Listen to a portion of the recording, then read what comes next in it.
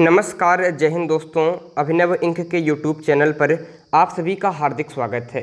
चलिए दोस्तों, फटाफट से देख लेते हैं एसएससी CHSL 27 मई सेकंड शिफ्ट में पूछे गए सभी 100% रियल क्वेश्चनों के एग्जैक्ट आंसर को।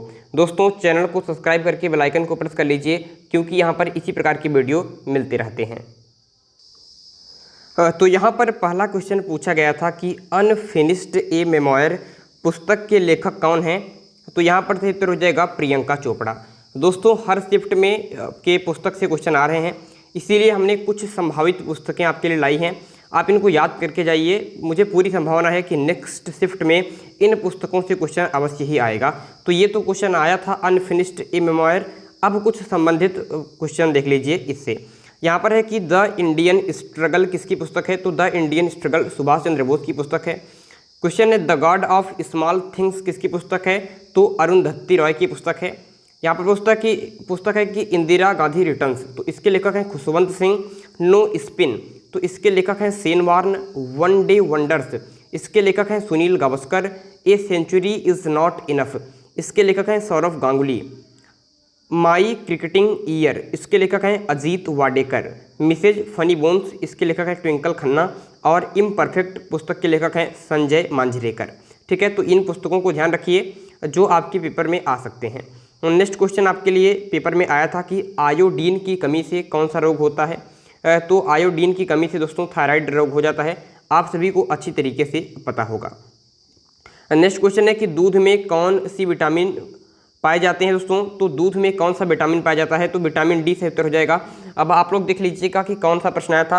अगर पूछा होगा कि दूध में क्या पाया जाता है, तो विटामिन डी है। कैल्शियम और पोटेशियम भी पाया जाता है। और लैक्टोज शर्करा की बात करते हैं, तो लैक्टोज शर्करा आपके दूध में पाई जाती है। ठीक है, ध्यान रखिएगा। यहाँ पर मैं बात करता हूँ दोस्तों विटामिन की, तो ध्यान रखिए कि विटामिन ए का रासायनिक नाम है रेटिनॉल, और इसकी कमी से रतौंधी रोग हो जाता है, जीरोप्थेल्मिया। विटामिन बी का रासायनिक नाम है थायमिन, इसकी कमी से बेरी रोग हो जाता है।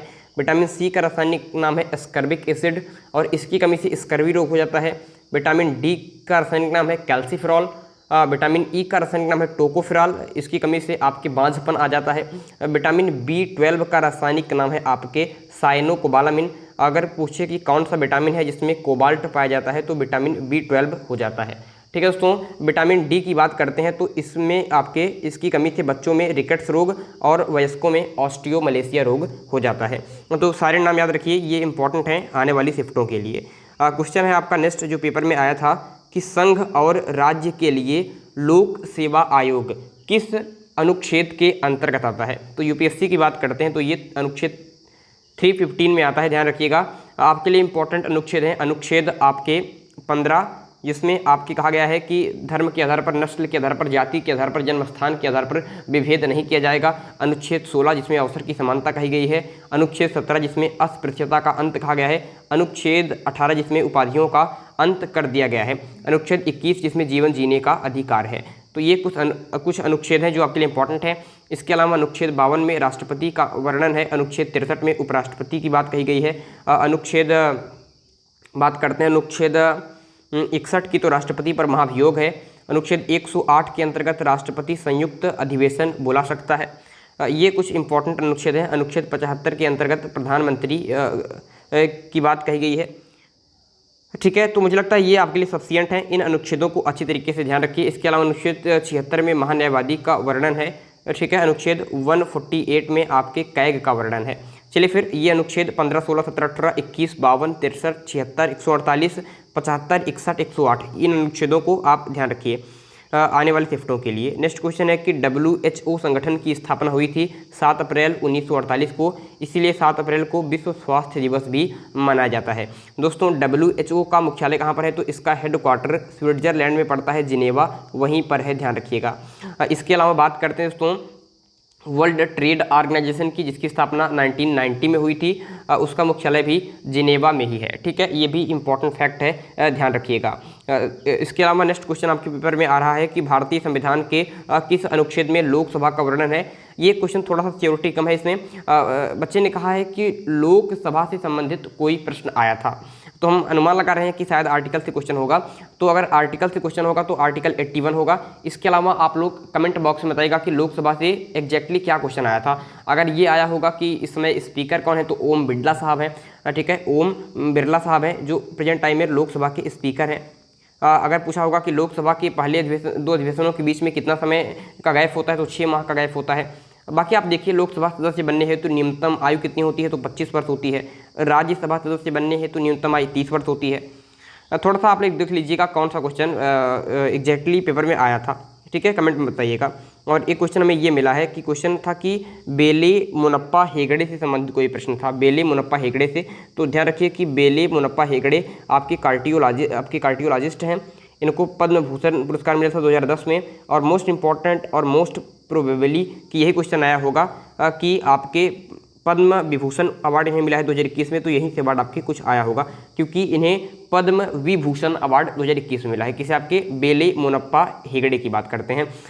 हो सकता है कि इनकी पुस्तकों से क्वेश्चन आ गया होगा। तो अगर पुस्तक की बात करते हैं तो इनकी पुस्तक है what doctors don't get to study in medical school अथवा यू कैन बी हेल्थी, ये इनकी 2 पुस्तकें हैं। तो भाई इन्हें 2021 में पद्म विभूषण अवार्ड से सम्मानित किया गया है। तो हो सकता है कि इनकी पुस्तकों से रिलेटेड क्वेश्चन आ गया होगा। तो you can be healthy and ये मोस्ट इंपॉर्टेंट है, ठीक है, कि what doctors don't get to study in medical school, ठीक है। तो ये क्वेश्चन हमें मिले हैं दोस्तों। अभी के लिए फिलहाल तो हमें इतने ही क्वेश्चन मिल पाए हैं। एक क्वेश्चन में ये मिला है कि निर्मला मेहता का संबंध किस नृत्य शैली से है। ये सारे 100% रियल क्वेश्चन है, ठीक है दोस्तों, 100% रियल क्वेश्चन है। बच्चों के द्वारा 2-4 बच्चों से इस बात को की संतुष्टि लेकर कि हाँ ये सही क्वेश्चन है तभी वीडियो बनाया जा रहा है। तो निर्मला मेहता का संबंध किस नृत्य शैली से है, तो भाई आर्ट एंड कल्चर से। तो हर शिफ्ट में क्वेश्चन आ रहे हैं, भरमार हैं। बच्चे ने बताया कि 2 से 3 क्वेश्चन आए थे लेकिन हमें फिलहाल एक ही क्वेश्चन मिल पाए हैं। शाम वाली जो वीडियो आएगा जिसमें आल शिफ्ट के क्वेश्चन कराए जाएंगे उसमें सारे क्वेश्चन को करा दिया जाएगा, इसलिए चैनल को सब्सक्राइब कर लीजिए। जब शाम को वीडियो आएगा 27 मई आल शिफ्ट के क्वेश्चन, तो उसमें जो भी क्वेश्चन छूट गए हैं वो भी हम आपको करा देंगे। यहाँ पर क्वेश्चन है कि निर्मला मेहता का संबंध किस नृत्य शैली से है, तो मणिपुरी डांस से है।